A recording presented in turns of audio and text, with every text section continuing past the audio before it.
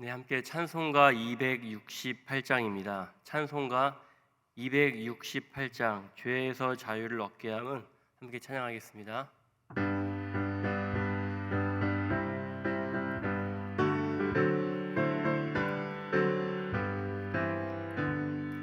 죄에서 자유를 얻게 함은 보혈의 능력 주의 보혈 시험을 이기고 승리하니 참 놀라운 능력이로다.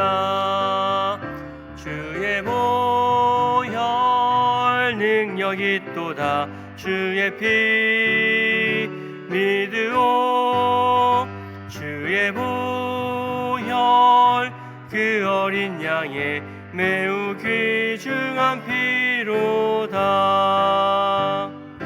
육체의 정욕을 이길 힘은 보혈의 능력 주의 보혈 정결한 마음을 얻게 하니 참 놀라운 능력이로다. 주의 보혈 능력이 또다. 주의 피 믿으오. 주의 보혈 그 어린 양의 매우 귀중한 피로다. 눈보다 더 희게 밝히는 것 보혈의 능력 주의 보혈 부정한 모든 것 밝히시니 참 놀라운 능력이로다. 주의 보혈 능력이 또다. 주의 피 믿으오. 주의 보혈 그 어린 양의 매우 귀중한 피로다. 구주의 복음을 전할 제목 보혈의 능력 주의 보혈 날마다 나에게 찬송 주니 참 놀라운 능력이로다. 주의 보혈 능력이 또다. 주의 피 믿으오.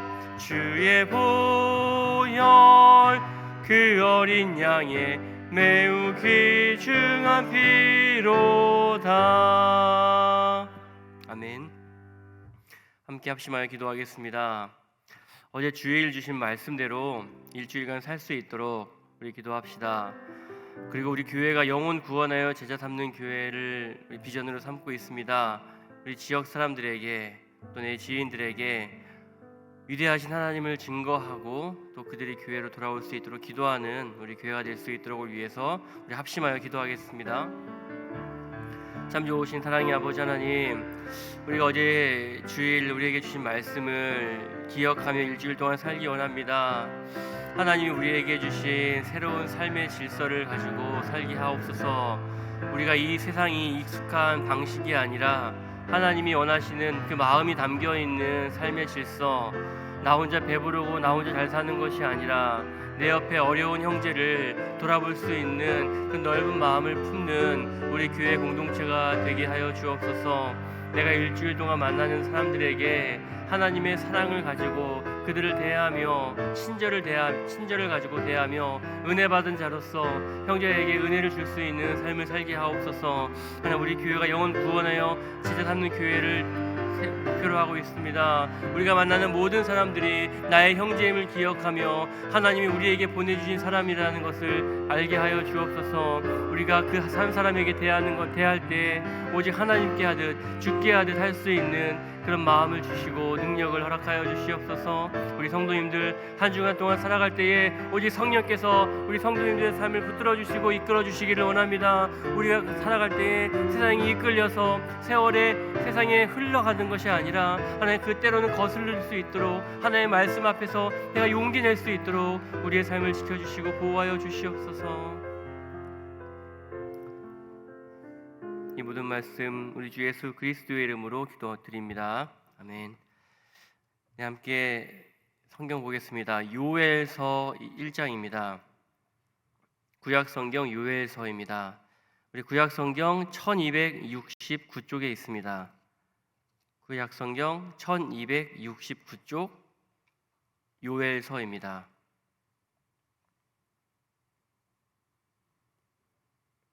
이 요엘서가 찾기가 어렵습니다. 찾으셨나요? 네. 우리 요엘서 1장 1절부터 12절까지를 한 절씩 교독하고 마지막 12절은 함께 읽겠습니다. 부두엘의 아들 요엘에게 임한 여호와의 말씀이라. 늙은 자들아 너희는 이것을 들을지어다. 땅의 모든 주민들아 너희는 귀를 기울일지어다. 너희의 날에나 너희 조상들의 날에 이런 일이 있었느냐. 너희는 이 일을 너희 자녀에게 말하고 너희 자녀는 자기 자녀에게 말하고 그 자녀는 후세에 말할 것이니라. 팥종이가 남긴 것을 메뚜기가 먹고 메뚜기가 남긴 것을 느치가 먹고 느치가 남긴 것을 황충이 먹었도다. 취하는 자들아 너희는 깨어 울지어다. 포도주 마시는 자들아 너희는 울지어다. 이는 단 포도주가 너희 입에서 끊어졌음이니 다른 한 민족이 내 땅을 올라왔음이로다. 그들은 강하고 수가 많으며 그 이빨은 사자의 이빨 같고 그 어금니는 암사자의 어금니 같도다. 그들이 내 포도나무를 멸하며 내 무화과 나무를 긁어 말갛게 벗겨서 버리니 그 모든 가지가 하얗게 되었도다. 너희는 처녀가 어렸을 때에 약혼한 남자로 말미암아 굵은 배로 동이고 애곡함 같이 할지어다. 소재와 전제가 여호와의 성전에서 끊어졌고 여호와께 수종드는 제사장은 슬퍼하도다. 밭이 황무하고 토지가 마르니 곡식이 떨어지며 새 포도주가 말랐고 기름이 다하였도다. 농부들아 너희는 부끄러워할지어다. 포도원을 가꾸는 자들아 곡할지어다. 이는 밀과 보리 때문이라. 밭의 소산이 다 없어졌음이로다. 포도나무가 시들었고 무화과 나무가 말랐으며 석류나무와 대추나무와 사과나무와 밭의 모든 나무가 다 시들었으니 이러므로 사람의 즐거움이 말랐도다. 아멘. 네, 오늘부터 요엘서 묵상을 시작합니다. 요엘서는 짧은 시로 되어 있는 책입니다. 잘 아시겠지만 요엘은 선지자 이름입니다.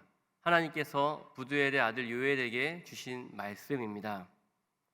요엘서를 묵상하기 전에 요엘서가 어떤 책인지 간단하게 몇 가지 말씀을 드리겠습니다. 요엘서의 특징 세 가지가 있는데요. 첫 번째는 이 요엘서가 언제 쓰였는지 알 수 없다는 것입니다. 선지서들을 보면 어떤 시기, 특정 왕을 이야기하든 또 어떤 시기를 이야기하는데 이 요엘서는 전혀 그런 언급이 없습니다.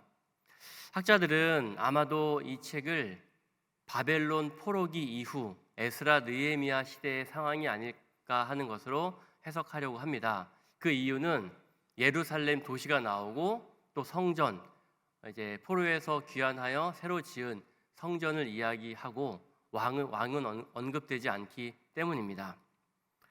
또 한 가지 특징은 요엘은 다른 많은 성경의 책들에 대해 알고 있습니다. 이사야, 아모스, 스바냐, 나훔, 오바댜, 에스겔, 말라기 그리고 출애굽기의 내용을 이 짧은 책에서 많이 인용하여 언급하고 있는 것을 알 수 있습니다. 또 마지막 세 번째 특징은 요엘은 이스라엘의 어떤 특정한 죄를 언급하지 않는다는 겁니다.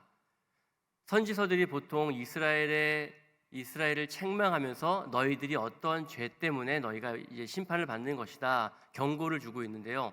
이 요엘서도 마찬가지로 이 여호와의 날이라는 개념을 가지고 이스라엘이 심판을 받을 것이다, 심판이 임박했다라는 경고를 합니다. 하지만 그들이 어떠한 죄 때문에 하나님의 진노가 임했는지에 대해서는 언급하고 있지 않는 점이 다른 예언서들과 비교했을 때 특징입니다. 아마도 이 요엘서는 독자들이 자기들이 어떠한 죄를 지었는지를 이미 알고 있는 상황을 염두에 둔 것이 아닐까 생각해 볼 수 있습니다. 이처럼 요엘은 많은 책들을 알고 있었고요. 그리고 그 책들을 읽고 묵상하면서 푹 빠져 있던 것이 지금의 이 현재의 비극을 잘 극복하고 앞으로 있을 그 변화된 미래를 기대하고 희망했던 것이었습니다. 자, 오늘 본문 내용을 1절부터 11절 내용을 좀 짧게 정리해 보도록 하겠습니다. 1절은 요엘서의 표제입니다. 선지서들은 1장 1절에 이 표제로 등장하는데요. 부두엘의 아들 요엘에게 임한 여호와의 말씀이라. 굉장히 짧게 이 표제가 등장합니다. 어떤 개인의 정보나 역사적인 배경이 제시되어 있지 않습니다. 이것을 우리가 어떻게 이해할 수 있냐면 아마도 그냥 보편적인 말씀, 어느 시대에나 읽어도 되는 말씀으로 아마 제시되고 있다고 보입니다. 2절입니다. 요엘은 늙은 자들과 땅의 모든 주민에게 들을 것을 요청합니다. 나이든 자들을 부르는데요. 그들에게 지금까지 너희가 이런 일을 본 적이 있느냐라고 묻습니다. 아마도 지금 이들이 겪은 이 재앙, 메뚜기 재앙이 지금껏 이 나이든 자들도 경험해보지 못했던 매우 끔찍하고 큰 사건이었기 때문일 것입니다. 나이든 자들을 불러 너희가 이런 일을 본 적이 있느냐? 없다는 이야기죠. 3절을 보면 예언자는 이들이 겪은 메뚜기 재앙의 일들을 후대 자녀들에게 전하고 자녀들에게 전하라고 이야기합니다. 그들이 겪은 끔찍한 일들을 그냥 우연이나 불운으로 여기지 말고 후대에 기억해야 할 일로 가르치라는 겁니다. 우리가 참혹했던 역사를 우연이나 불운으로 돌릴 때 변화된 미래는 없습니다. 과거를 샅샅이 살피고 기억하는 것은 현재와 미래에 더 나은 날들을 만들고자 하는 기대입니다. 오늘날도 마찬가지입니다. 최근 한 여배우의 가족사와 관련된 발언을 계기로 우리 사회에 친일 행적에 대한 문제가 다시 대두되었습니다. 그러나 이것을 한 여배우의 가족사를 둘러싼 논란으로만 끝내서는 안 됩니다. 우리가 기억해야 할 것은 그 시대를 사람들이 어떻게 살았느냐 하는 겁니다. 어떤 사람들이 자신의 목숨을 바쳐 나라를 지키려고 애썼는지, 또 누군가는 반대로 일제에 협력하여 자신의 안위만을 추구했던 사람이었는지를 낱낱이 파헤치고 기록하고 또 후대에 가르쳐야 합니다. 본문 4절은 메뚜기로 인한 자연재해를 말합니다. 4절을 보시면 팥종이가 남긴 것은 메뚜기가 먹고 메뚜기가 남긴 것은 느치가 먹고 느치가 남긴 것은 황충이 먹었다 라고 되어 있습니다. 4단계 재앙입니다. 이것이 메뚜기의 각각 다른 종류 4가지인지 아니면 메뚜기의 성장 과정인지는 이 단어만을 보면 명확히 알 수가 없습니다. 그런데 우리 복 있는 사람 큐티 해설은 이것을 성장 단계로 해석했어요. 그래서 메뚜기가 점점점 성장해 갈수록 이 메뚜기 재앙도 이 재앙의 크기도 점점점 커졌다라고 해석하고 있습니다. 좋은 해석입니다. 이렇게 보는 것이 합당하다고 보입니다. 그 6절을 보면 이제 다른 민족이 내 땅에 올라왔음이로다 라고 말하고 있죠. 메뚜기 떼를 가리켜서 한 민족이 올라왔다고 말합니다. 그 메뚜기 떼를 민족으로 비유하고 있는 거예요. 그 메뚜기의 이빨을 사자의 이빨과 같다라고 묘사하죠.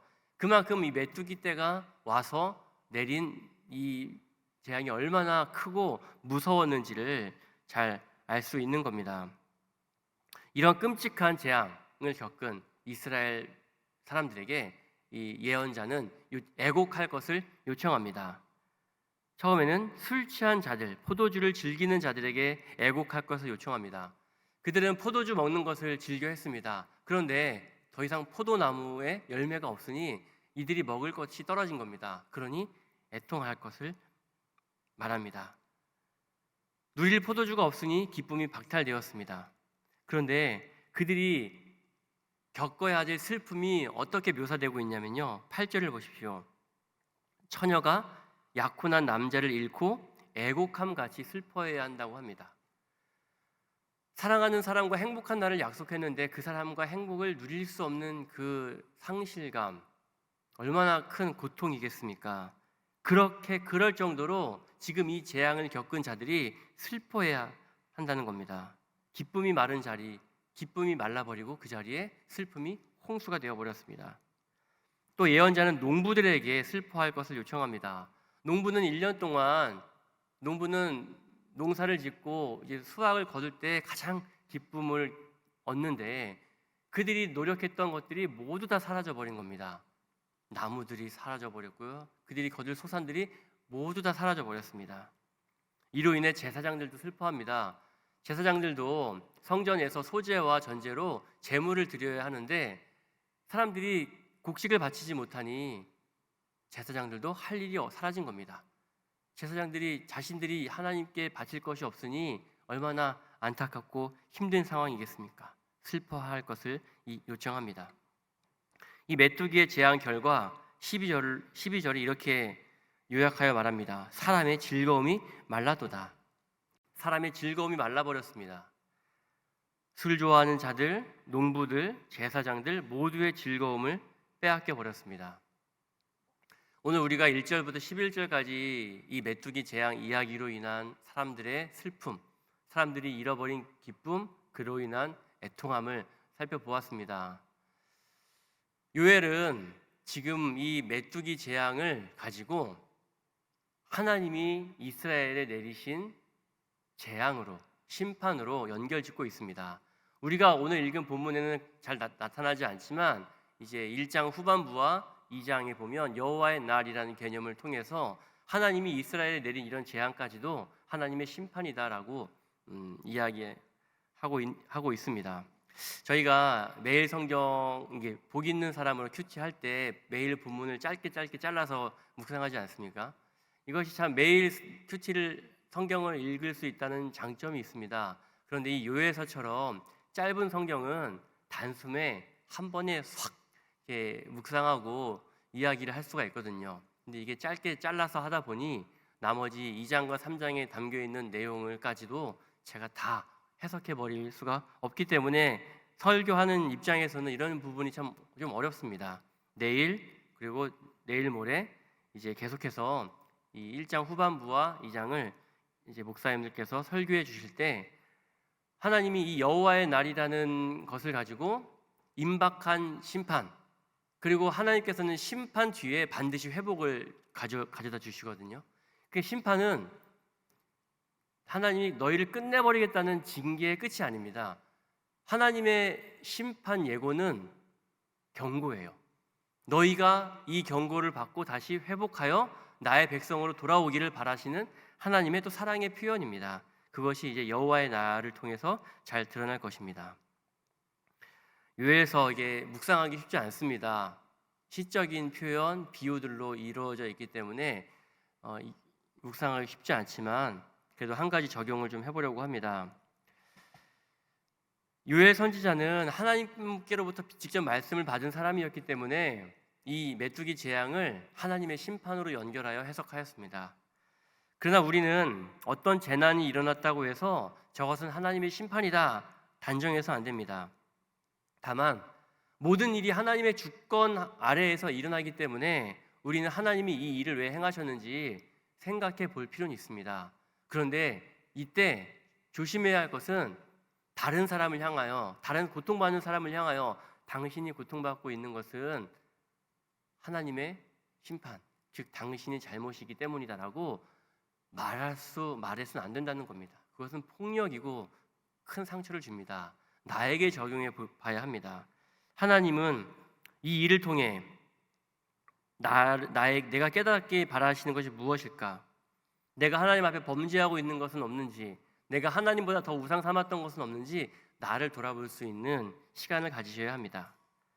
선지서는 하나님의 뜻에 순종하지 않는 이스라엘에게 내리는 하나님의 심판 내용이 많습니다. 그렇기 때문에 이 이른 새벽 아침에 우리가 유쾌하지 않을 수 있어요. 하지만 이제 사사기를 지나 요엘서를 만났는데요. 하나님께서 왜 오늘 우리에게 이 요엘서를 묵상하게 하실까? 하나님의 섭리를 기대하면서 하나님께 기도해 봤으면 좋겠습니다. 말씀 앞에서 다른 사람을 바라보지 말고 나 자신을 바라보며 성령께서 우리에게 마음을 주시는 것을 살피고 깨닫는 것이 있다면 겸손히 하나님 앞에 기도하길 바랍니다. 그렇게 말씀 앞에 자신을 비추어 볼 때 하나님과 나와의 관계가 다시 회복되어지며 하나님께서 나에게 바라시는 것들이 무엇인지를 다시 깨달을 수 있는 이 새벽이 되기를 진심으로 바랍니다. 같이 이 시간 합심해서 기도하길 원합니다. 요엘 시대의 백성들은 메뚜기 재앙을 통해 자신들의 삶을 돌아봐야 했습니다. 우리도 하나님 앞에 우리 자신을 정직하게 돌아보길 원합니다. 알면서도 돌이키지 않고 회피하고 반복하여 짓는 죄는 없는지 성령께서 우리의 마음을 살펴주시기를 기도합시다. 그리고 하나님의 말씀 앞에 나를 직면했을 때 내가 하나님의 뜻대로 나의 삶의 방향을 바꿀 수 있는 오늘 아침에 될 수 있도록을 위해서 같이 함께 합심하여 기도하겠습니다. 참 좋으신 아버지 하나님, 오늘 아침 우리 요엘서 묵상을 하게 하시니 감사합니다. 요엘 시대의 백성들은 이 메뚜기 재앙을 통하여 자신들의 삶을 돌아봐야 했습니다. 메뚜기 재앙을 통하여 자신들이 가졌던 것을 잃어버렸고 내가 누렸던 기쁨을 하나님 빼앗겨 버렸습니다. 기쁨이 말라버렸습니다. 하나님 낙심하여 상심하여 자리에 앉아 있습니다. 이때 할 수 있는 일은 왜 우리에게 이런 일이 닥쳤는지, 하나님께서 우리에게 왜 이런 일을 주셨는지 하나님의 마음을 살피는 일입니다. 하나님이 우리에게 무엇을 요구하시는지 다시 하나님의 마음을 향하여 내가 하나님 기도할 수 있는 시간 되게 하여 주시옵소서. 내가 하나님보다 더 좋아했던 것이 없었는지, 하나님 말씀하고 있는데도 내가 외면하고 회피하고 있었는지, 내가 하나님 돌아서야 함에도 불구하고 고집 부리고 있지 않았는지 나의 연약함을 돌아봅니다. 하나님, 내 연약함을 돌아보게 하시고 성령께서 나에게 주시는 이 말씀들을 기억하며 하나님 내가 다시 말씀 앞에 회개할 수 있는 이 시간 되게 하여 주시옵소서. 하나님이 원하시는 삶의 방향으로 내가 돌아서서 하나님이 기뻐하시는 삶을 살아가는 하나님의 백성 되길 원합니다. 하나님이 내게 은혜 주셨으니 다시 나의 하나님을 주인으로 섬기며 하나님을 나의 왕으로 보시는 하루 될 수 있게 하여 주시옵소서. 이 요엘서 묵상을 통해서 하나님 우리에게 말씀하여 주십시오. 우리가 깨닫고 하나님이 원하시는 기뻐하는 삶으로 살아가겠습니다. 하나님 우리를 이끌어 주시옵소서. 사랑하는 아버지 하나님, 오늘 요엘의 말씀을 통해 우리의 삶을 돌아보게 하시니 감사합니다. 요엘 시대의 백성들이 재앙 앞에서 자신들을 돌아봐야 했던 것처럼 우리도 말씀 앞에서 다른 사람을 판단하기보다 먼저 나 자신을 살피게 하옵소서. 하나님보다 더 의지했던 것이 있다면 깨닫게 하시고 알면서도 돌이키지 않았던 죄를 성령께서 보여주셔서 겸손히 회개하게 하옵소서. 어제 주일에 들은 말씀을 기억하며 이번 주 한 주 말씀대로 살아가게 하시고 우리의 삶을 통해 한 영혼이 주님께 돌아오는 은혜를 허락하여 주옵소서. 우리를 구원하신 예수 그리스도의 이름으로 기도드립니다. 아멘.